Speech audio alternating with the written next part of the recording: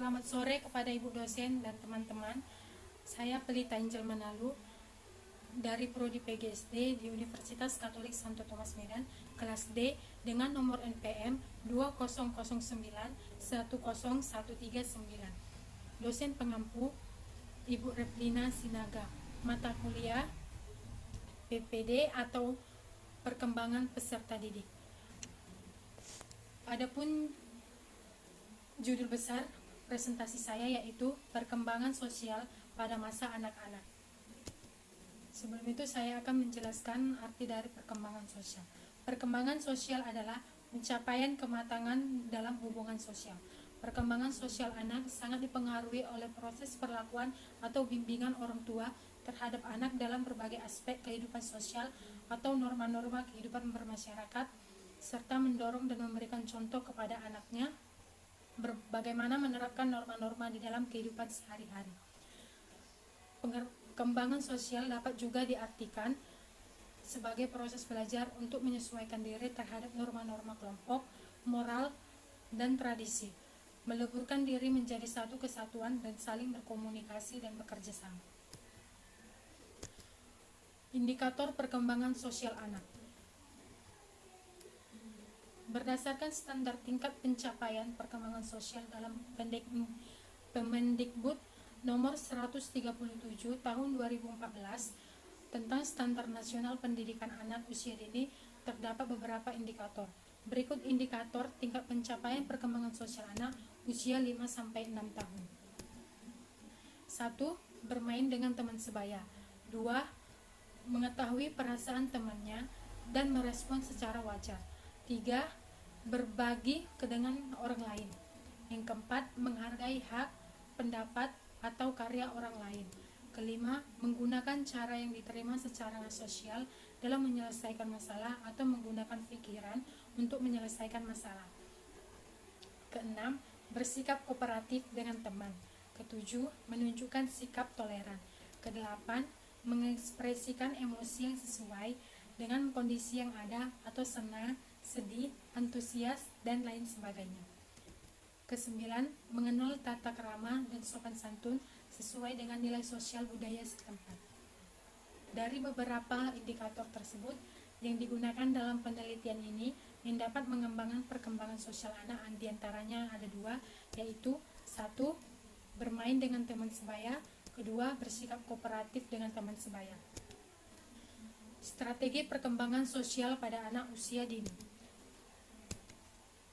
Menurut Khairani, aktivitas bermain setiap anak memiliki peranan yang cukup besar dalam mengembangkan kecekapan sosialnya sebelum anak berteman, dan anak akan menyediakan mainan dalam menghadapi pengalaman sosialnya.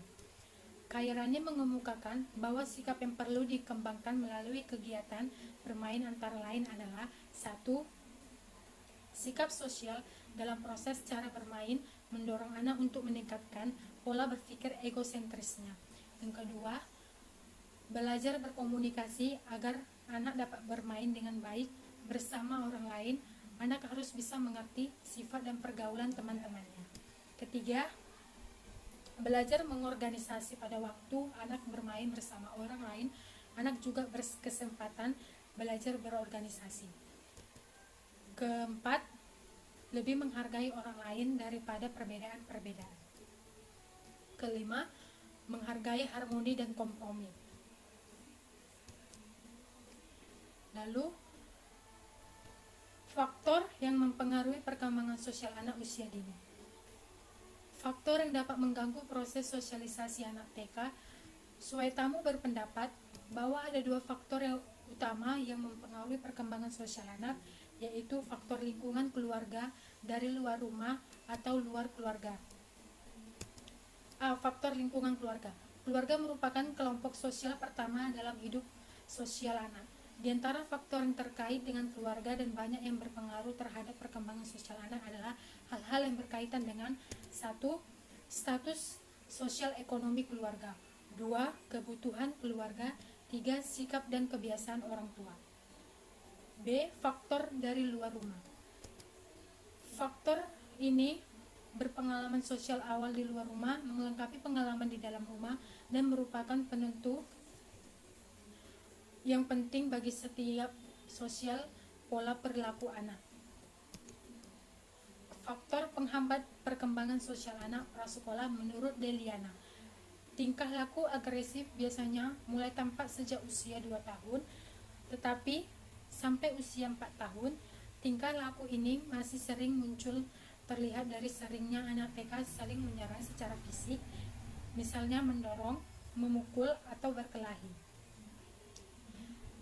2. Daya uswai kurang biasanya disebabkan cakrawala sosial anak yang relatif masih kurang, masih terbatas pada situasi rumah dan sekolah. Ketiga, pemalu. Rasa malu biasanya sudah terlihat sejak anak sudah mengenal orang di sekitarnya. Keempat, anak manja. Memanjakan anak adalah suatu sikap orang tua yang selalu mengalah pada anaknya, membatalkan perintah atau larangan hanya karena anak menjerit, menentang, serta membantah. Yang kelima, perilaku berkuasa. Perilaku berkuasa ini muncul bisa sekitar usia 3 tahun dan semakin meningkat dengan bertambahnya kesempatan. Keenam, perilaku merusak. Ledakan amarah yang dilakukan oleh anak sering disertai tindakan merusak benda-benda di sekitarnya. Sekian hasil presentasi saya. Jika ada tutur kata atau tingkah atau kesalahan pada saat presentasi, mohon dimaafkan. Sekian dan terima kasih.